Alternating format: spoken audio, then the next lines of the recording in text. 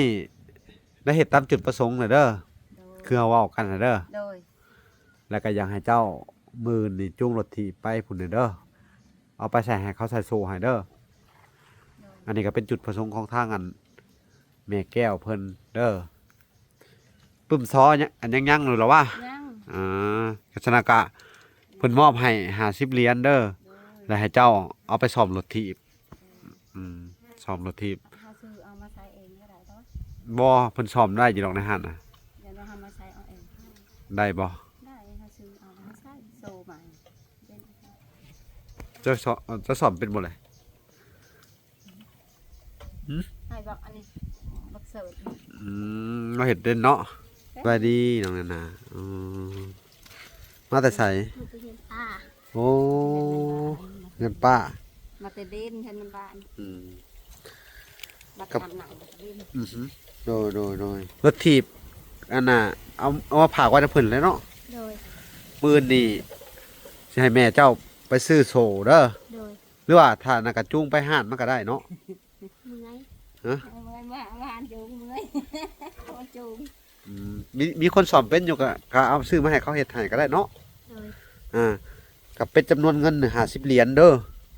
เป็นเงินกีบกับประมาณ1ล้านกว่าๆพี่น้องเอ้ยล้านกับ30,000เนาะแม่ธรรมดาแม่นเอ้าสิได้มอบให้เด้อเอ้าใจโดย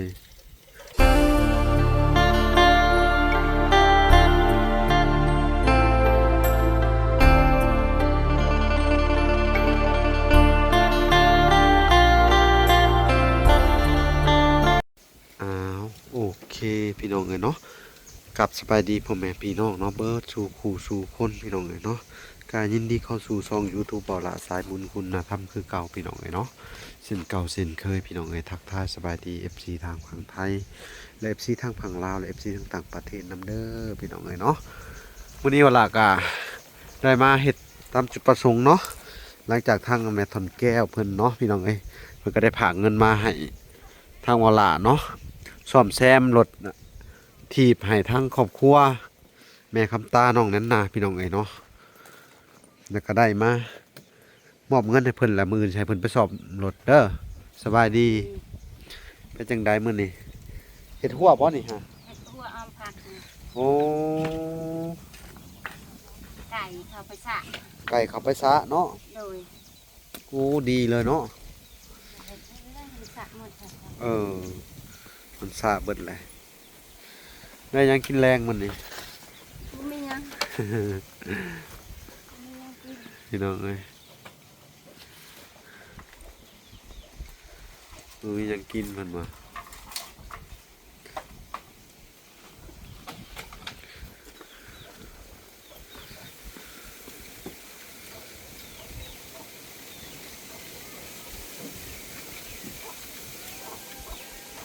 มื้อนี้อากาศแปลกเนาะเย็น2 มื้อแหละพี่น้องปกติอากาศคือว่าอุ่นเนาะร้อนขึ้นนะแปลว่ามันอาทิตย์หนึ่งหนาวอาทิตย์หนึ่งร้อนพี่น้องมันกลับไปกลับมาอยู่อากาศเปลี่ยนแปลงมาตอนเย็นค่อนร้อนคือคนเย็นคือคนร้อนเนาะ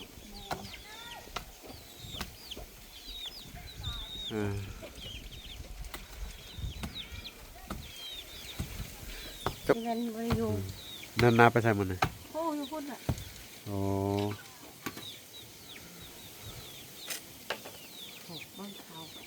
โอ้ไก่ไผ่ตัวนี้ฮะเพื่อนนะโอ้เขาที่ทานผักกาดคือทำผักกาดอัดเนาะ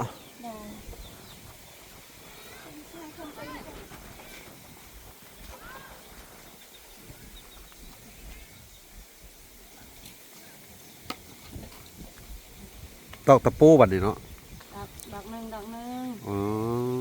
ดอกลายเอาผักกาดเอาแล้วตอกมา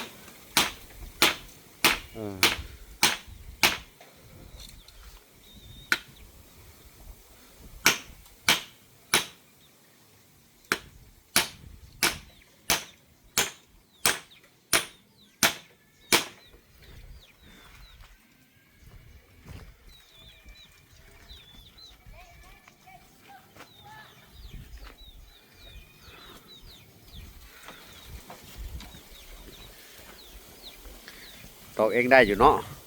ได้ ทุกเวลาก็ จะเป็นไม่ใช่ได้ นา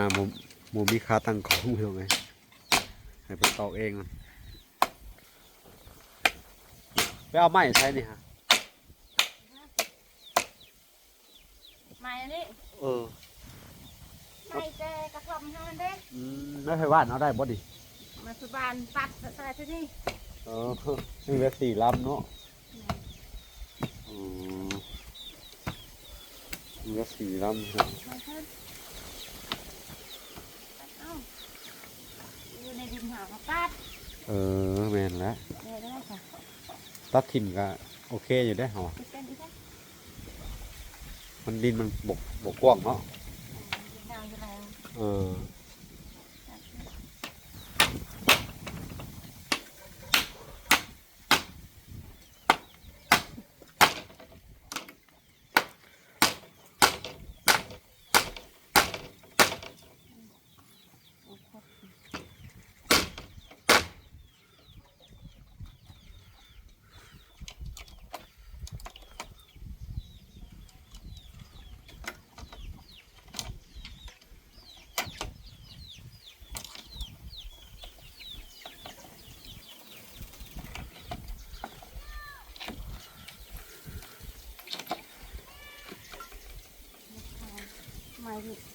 ไม่ตายแต่มันจะเขา เออมันงอเนาะตะปูมันงอไปดอกเนาะ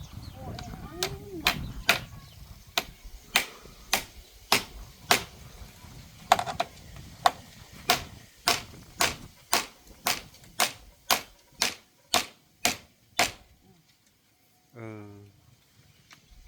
ตอนทักตาดไส้แบบนี้ อือหือชาร์จเรียบร้อยแล้วเนาะนี่โอ้นี่พี่น้องเอ้ย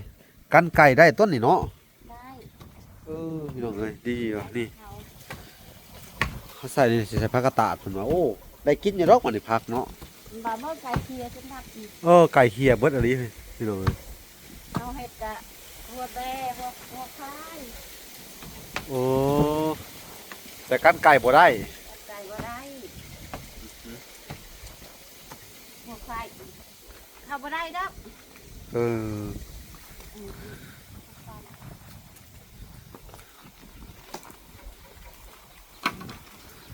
ดีแล้ว เศร้าแล้วบ่โอ้นี่ไปบ้านเนาะเอาลงมานี่อันนี้บ่เอาลงมาสารนี่เห็ดผ้าแถบเนาะเห็ดผ้ากระจาดผ้ากระแตะ แมนผักกระตัดคื เอ อ อก ระแทก นี่พี่น้องเอ้ยเพิ่นก็นี่ล้นไผ่อีกเนาะอืมล้นไผ่อีกได้พี่น้องเอ้ย นี่บริตัดอันนี้เรียนตัดน้ำลัง ว่าตามหลังเนาะ พอเอาน้ำข้าวญี่ปุ่น อืม ก็เอาตัวนานาผูก ก้อนหนาๆพุ่นน่ะ แมน เขาก็ยังให้เนาะไม่ ให้ โอ้ เล่ก็ในบ้านนี่ค่ะ ไม่ใช่ก้อนเรา โอ้อันนี้ก็แมน แม่นเบิดเลยเนาะ แมนโดย อืม ขึ้นไปตัดอีกศูนย์นี่ อ่าฮะโดยคือตัดเอาเองบ่เนี่ยฮะ ตัดเองนะไปสิตัดให้ เนาะ ขึ้นเองนะไปสิตัดให้ อือพี่น้องเอ้ยตัดเอาเองอีกเลยเนาะ โดย การมื้อนี้ได้เฮ็ดตามจุดประสงค์น่ะเด้อ โดย คือเอาเว้ากันน่ะเด้อ โดย แล้วก็อยากให้เจ้ามื้อนี่จูงรถถีบไปพุ่นน่ะเด้อเอาไปใส่ให้เขาใส่โซ่ให้เด้อ โดย อันนี้ก็เป็นจุดประสงค์ของทางอันแม่แก้วเพิ่นเด้อปึ้มซ้อเนี่ยอันยังๆอยู่แล้วว่า ยัง กชนากะเพิ่นมอบให้50เหรียญเด้อ โดย แล้วให้เจ้าเอาไปซ่อมรถถีบซ่อมรถถีบ ถ้าซื้อเอามาใช้เองก็ได้ตัว บ่เพิ่นซ่อมได้อยู่ดอกในหันน่ะ เดี๋ยวเราทำมาใช้เอาเอง ได้บ่ ได้ถ้าซื้อเอามาใช้โซใหม่เป็น จะซ่อมเป็นบ่เลย ให้บอกอันนี้บักเสิร์ฟ เราเห็นเด่นเนาะ เป็น แล้วแต่เจ้าจะไปซื้อเอาโสดรถถีบนะเนาะพี่น้องเอ้ยเดี๋ยวเวลาสิจ่ายเงินเลยพี่น้องเอ้ยเนาะนั่นหน้ากะมาอยู่เนาะ ได้มาแล้วได้ โอ้ มา นั่นหน้ามาเลย ไป นี่พี่น้องเอ้ยทางเวลาก็จะได้มอบเงิน อดีน้องแน่นหน้ามาพอดีเลยสบายดีน้องแน่นหน้าอ๋อมาแต่ไส มันจะเห็นป้า โอ้เงินป้า มาแต่เด่นแทนบ้าน อืม มา กับ ทำหนังเด่น อือฮึโดยรถถีบอันน่ะเอามาผากไว้ในเพิ่นเลยเนาะ โดย ปืนนี่สิให้แม่เจ้าไปซื้อโซ่เด้อ โดย หรือว่าถ้าน่ะก็จูงไปห้านมันก็ได้เนาะ เมื่อย เมื่อยมาอ่านจูงเมื่อยโอ้จูง มีคนสอนเป็นอยู่ก็เอาซื้อมาให้เขาเฮ็ดให้ก็ได้เนาะ โดย กับเป็นจำนวนเงิน50เหรียญเด้อ โดย เป็นเงินกีบก็ประมาณ1ล้านกว่าๆพี่น้องเอ้ยล้านกับ30,000เนาะ โดย เงินมันขึ้นมันลงพี่น้องเอ้ยจักเฮ็ดจังไดเนาะเรทก็บ่คือเก่าเพราะว่าเฮาโอนเข้าอันบัญชีคนอื่นแล้วเพิ่นก็เอาค่าบัญชีหยังค่าธรรมเนียมนั่นแหละเนาะ และธรรมดาแหละ แม่น เอ้าสิได้มอบให้เด้อ ใจ โดยเนาะอันนี้ก็คือแม่ทนแก้วเพิ่นที่ซื้อจักรยานให้เจ้าหั่นแหละอยากส่งเสริมให้เจ้าเรียนหนังสือ โดย เป็นจังได๋ผลการเรียนซุมื้อนี่ ธรรมดา ฮะ ดี ดีอยู่ โดย เป็นอยู่บ่ล่ะ ธรรมดา ธรรมดา โดย บ่เก่งปานใด โดย ไปโรงเรียนตลอดอยู่บ่ล่ะ ไป สิได้ขึ้นม2บ่ปีนี้ บูฮู ม1เด้อเนาะ โดย อ๋อปีหน้านี่ม2 โดย เนาะได้อยู่ดอกเนาะคำไปโรงเรียนบ่ขาดนี่ได้อยู่ ได้ปีนาได้คือ อืมโดยสู้ๆเด้อ โดย เพิ่นเป็นกำลังใจให้ตลอดถ้าว่ารถเพรถหยังก็บอกเด้อ โดย อืมแต่ที่จริงรถก็มันก็ขาดแต่อนาโซอะไรเนาะ กลับไปโซมันจอย ถ้าบี้มันแตกมันยังกลับไปเปลี่ยน บี เด้อ เปลี่ยนได้เมื่อ อืม มันบ่ได้หักพอบีมันแตกเขาเปลี่ยนได้ โดย โซนมันโซแบบมันจอยแต่กับมันคาด โซมันจอยเลย มันค่อนข้างจะอันเพไว้อยู่รถถีบอันสมัยนี้เนาะ แมน แต่ถ้ามันก็ขึ้นน้ำข้นคือกันได้ถ้าบางคนที่เขาอันน่ะเขาเอิ้นว่าหยังใช่บ่เป็นดินถีบเบิ้นมือกับเพไว้เลย โดย เออแต่ว่าของเจ้านี่ก็ยังโอเคอยู่ยังใหม่อยู่คือเก่าเนาะ โดยบัดที เออโชว์มั พี่ น ยังบางหันนะบางเขาไปเข้าโรงเรียนใหม่ๆคนยังตก อืม โซมันขาด ตั้งแต่พุ่นเนาะ โดย ผู้เดียวได้เงินแล้วก็เอาไปเด้อ โดย เหลือค่าซ่อมรถซ่อมหยังก็เอาไว้ใช้ในครอบครัวเนาะ โดย โดย บ่พริกแป้งนัว โดย เกลืออีหยังก็ซื้อเอาเด้อเนาะเอาพี่น้องเอ้ยเนาะทางเวลากะดีอกดีใจนำเด้อเพิ่นก็ยังบ่ทิ่มบ่ปะซุมเจ้าเนาะ โดย มีแต่ตั้งใจทำมาหากินคือเก่าเฮ็ดหัวเฮ็ดสวนเนาะสารแล้วก็ปลูกหมากแตงเนาะหมากแตงจะปลูกก็โอเคได้เป็นได้พี่น้องเพิ่นปลูกอยู่หมากเนาะ มาเฮากินอะไร อืม เฮาผัดกินแต่ยังน้อยเฮามันใหญ่แต่กินบ่แซ่บ อ๋อโดยเนาะพี่น้องเอ้ยก็สิให้ทั้งสองแม่ลูกคุณเจ้าเด้อ โดย ขอบบุญขอบคุณแม่ทอนแก้วเด้อ โดย ผู้ที่ช่วยเจ้าในครั้งนี้เอาขอบบุญขอบคุณ ขอบคุณแม่ทอนแก้วให้น้องแน่นหน้าคนเจ็บอย่าให้ได้ความใครอย่าให้มันมีสาธุ โดย เจ็บอย่าให้ได้ความขายอย่าให้มีเด้อหาอายุมันควันยืนก็ โดย เ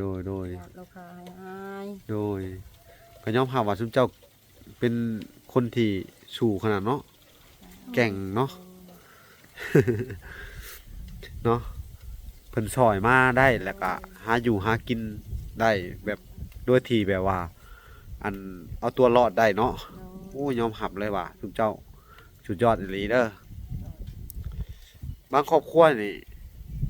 ก็บ่เป็นขู่เป็นคนได้บางบ่อนที่ซอยไปแล้วก็โอ้ยพี่น้องไงเนาะแต่ซุมเจ้านี่ยอมรับอีหลีว่าซอยไปแล้วก็เข้ามาติดตามเบิ่งก็เฮ็ดหัวเฮ็ดสวนดุหมั่นขยันเนาะ พี่น้องเอ้ยนี่แหละคือเฮาจังบอกทุกเจ้าทุกๆครั้งแมันบ่เลย โดย ว่าคนเฮา ยามยามดวงเข้ามา โดย มันก็เปรียบเสมือนน้ำเนาะ โดย น้ำมันขึ้น วันหนึ่งก็ต้องบกไป แม่น คือเพิ่นซอยนี่คือกันเด้อ โดย คือเพิ่นซอยแล้วก็คือสุเจ้าพอมีเฮือนมีซานมีดินมีดอนอยู่มั่นคงเลยเพิ่นก็บ่ได้ซอยได้ตลอดเด้ โอ้ย แม่นบ่ล่ะ สาธุ เพิ่นก็หยุดเนาะ แม่น เพราะว่าคนที่ทุกข์ยากก็ยังมีหลายในโลกนี่เนาะพี่น้องเรื่องในบ้านเมืองเฮานี่พี่น้องเอ้ยมันยังก็มีหลายอยู่พี่น้องเอ้ย แม่น เพิ่นก็คือว่าแหละมันก็ซอยบ่หวาดบ่ไหวเนาะเพิ่นก็ซอยครัวนั่นครัวนี่เนาะ แม่น ผู้ที่จะซอยก็มันมีน้อยนะเนาะสมมุติว่าคนเบิ่งเป็น 4-5 หมื่นคนก็มีอยู่นำคน2คนที่เพิ่นเอ็นดูเมตตาสงสารเนาะ โดย เปรียบเสมือนว่า คนที่เพิ่นซอยน่ะ มีดวงสัมพันธ์กันอีหลี โดย จังซอยกันเนาะได้ โดย แม่นบ่แล โดย บ่แม่นว่าสิได้เบิดคู่ๆคนแม่นบ่คือเจ้านี่ก็กันอาจสิมีดวงสัมพันธ์กับผู้ใหญ่ทั้งเอื้อยลิซ่าบ่ผู้เพิ่นซอยหนักๆแน่เนาะแล้วก็ทั้งอ้ายเกิดทั้งอ้ายสงครามตะกี้เพิ่นก็ซอยมาเนาะแล้วก็ทั้งแม่ตู้ USA เนาะแล้วก็ทั้งอันแม่ตู้นงเนาะได้เฮ็ดห้องน้ำแล้วก็เจาะน้ำบาดาลให้เจ้าโดย ที่ว่าได้สาธุ โดย ผู้ที่มีพระคุณของทุกเจ้าเด้นี่นอกนั้นก็ยังเป็นเอ่ยจันอีกเด้จากทางฮ่องกงอยู่นี่เพิ่นก็ซอยสมทบซื้อประเภทไม้ประเภทหยังในเฮือนนี่เด้อ โดย เนาะผู้ใหญ่หลายๆทานพี่น้องเอ้ยที่เพิ่นซอยไปแล้วก็เวลาก็ดีมกดีใจหลายพี่น้องเอ้ยที่ทุกเจ้าตั้งตัวได้แล้วก็เป็นครูเป็นคนเนาะตั้งใจทำมาหากินต่อไปเนาะ โดย โดย เฮ็ดให้เฮามาเยี่ยมยามเฮ็ดให้เฮามีความสุขนํ เด้อ โดย ทุกเจ้าก็เป็นคนที่ขยันยอมรับเลยเนาะ พี่น้อง ไปสิเฮ็ดเรามีภาษา อืม ต้องเฮ็ดเอง ต้องไปหาอยู่หากินเนาะยังกบยังเขียดเนาะสอนปูสอนปลาหากินตามธรรมชาติบ้านเฮาเนาะ แม่น นี่แหละคือสิ่งที่ผู้ใหญ่เพิ่นอยากเห็นทุกเจ้ามีอนาคตเนาะบ่แม่นซอยไปแล้วถอยหลังเนาะแบบว่าอันนู้นอันนี้ก็ขายเนาะ โดย แล้วก็กลับมาทุกข์อีกว่าซั่นบ่มีไผซอยเฮาเด้อต่อไป โดย ให้คำนึงถึงแล้วก็ให้นึกถึงบุญคุณเพิ่นไว้เนาะ ก็แม่นแหละ แม่นบ่แล ได้ดิ คือเพิ่นนี่บ่ได้ต้องการอีหยังดอกที่ว่าเพิ่นซอยไปตัวอย่างคือทางแม่ตู้ USA นะทางแม่ตู้นงเนาะทางแม่ทอนแก้วอีหยังประมาณนี้เนาะเพิ่นแค่อยากเห็นชีวิตเจ้าดีขึ้น เนาะ โด โด ย ย จากคนที่ห้องไห้ช่วงเฮามาเจอแม่นบ่ โดยโดย น่าสงสารเนาะ โดย ชาวบ้านก็พากันมาซอยเนาะ โดย จากบ่ง่ายๆนะเปรียบเสมือนว่าพี่น้องเฮาแท้ๆ โดย ยังยันลืนเฮายังปะได้เนาะยังย่านลืนเฮาย่านเฮาเอามูลเอามังเนาะ แม่น อันเนี้ยคนอื่นแท้ๆคือไปสิแลเพิ่นเห็น คนอื่นยังเบิ่งเฮาได้เนาะ เออ โดย คนเฮามันมีความดีเท่านั้นแหละ แม่น ชุมเจ้านี่มีดีเด้อ โดย มีความดีในโตว สาธุ มีบุญวาสนาจังหวะได้ซำนี้เนาะ สาธุ คิดเอาหั่นแหละ ขนาดพี่น้องเนาะก็ยัง โดย ทิ่มเฮาได้คือเว้าแหละ แม่นแม่นว่า ในเมื่อว่า แม่น เจ้าได้ซำนี้แม่นบ่ โดย จะต้องหักมันแบบว่าถนอมเฮือนซานดูแลให้หยังให้ดีส่วนลูกส่วนหลานเฮามันเป็นมูลมั่งของทุกเจ้าแหละ โดย เนาะ โดย คือต้องขอบคุญขอบคุณเบิดสุขุสุคนเนาะผู้ใหญ่ทุกๆท่านที่สอยมาในช่องบ่ละเนาะที่ผ่านมาเฮ็ดให้ทางครอบครัวนี่ได้มีอยู่มีกินมีเฮือนมีซานอยู่พี่น้องเอ้ยก็ถือว่าต่อยอดได้ดีเนาะ โดยแม่นสาธุ หลักๆกะนี่แหละ ในช่องบ่ละก็คือทั้งแม่ทอนแก้วทั้งแม่ตู้ USA แล้วก็ทั้งแม่ตู้นงคำบุญเทืองกับพ่อตู้บุญจันทร์คำบุญเทืองเด้อหลักๆเพิ่นซอยมาในช่องบ่ละเนาะเพิ่นก็บ่ได้ซอยแต่ชุมเจ้าได้เพิ่นซอยหลายๆคู่หลายๆคนหลายๆหมู่หลายๆบอลที่จริงคือว่าล่ะเว้าทุกครั้งนั่นแหละ โดย เพิ่นบ่ได้แม่นเพิ่นหังเพิ่นบ่ได้แม่นเพิ่นมีหยังดอก แม่น อาศัยเงินอันน่ะเบี้ยอันน่ะยังชีพอันน่ะคนชราเนาะหรือว่าเบี้ยผู้เฒ่าเนาะ โดย ว่าซั่นซะเนาะเพิ่นได้มาก็มีแบ่งให้ทุกเจ้า มีแบ่งให้ทางอันครอบครัวที่ทุกข์ยากบ่มีโอกาสนะ โดยแม่น ทุกข์แสนทุกข์เนาะคือยกตัวอย่างคือซาวลี่นี่ทุกข์มาแต่พ่อแต่แม่เนาะ แม่เล่าหาตะกี้กับไปขอเข่าวมาเลี้ยงลูกเนาะปัดตัวเราเองก็ยังได้เดินไปขอเข่าวมาเลี้ยงลูกอีกเนาะนี่แหละความทุกข์พี่น้องเอ้ยมันบ่เข้าไผออกไผเนาะ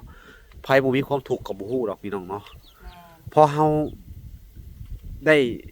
ดีเนาะคือปัจจุบันคืออย่างนี้เฮาก็ถนอมความดีนั่นไว้เนาะเฮ็ดให้เพิ่นเห็นเนาะ ถูกแล้วจะว่าได้ย้อนเพิ่นสามี โดย ก็เลยลืมคุณลืมบุญเพิ่น โดยเด้อสู้ๆเด้อเอาพี่น้องเอ้ยทางวลากะสิได้ขอตัวลำลาไปก่อนเนาะคลิปนี้ก็ได้เนาะมันค่ำมันมืดแล้วเนาะสิได้กลับบ้านกลับซ่องก่อนเด้อ โดย เอาพบพอกันใหม่อีกคลิปหน้าคลิปนี้ขอกล่าวคำว่า สบายดีสบายดีเด้อและสวัสดีพี่น้องเอ้ยพอกันใหม่เนาะบ๊ายบายโอเค